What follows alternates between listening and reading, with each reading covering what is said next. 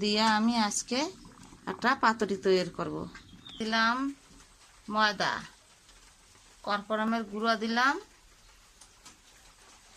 হলুদের গুঁড়া দিলাম, কুচি কুচি কুচি করছি সেইটা দিয়ে দিলাম, গুঁড়া কাশ্মীরা মতন লবণ দিলাম, কলার পাতা তেল আমার মিলানি হয়ে গেছে। বন্ধুরা, যে জায়গাটা খালি আছে সেইটা আমি মিক্সির পাতার পাতুরি এই যে বসাইয়ে দিলাম চারায়। কত হইলে তারপরে একটু পরে এই যে বসাই দিলাম পাতুরিটা চারার পরে আবারই উপরে একটু পরে গেছে। এবার হয়েছে নাকি আমার সে পাতুরি পেটের পরে।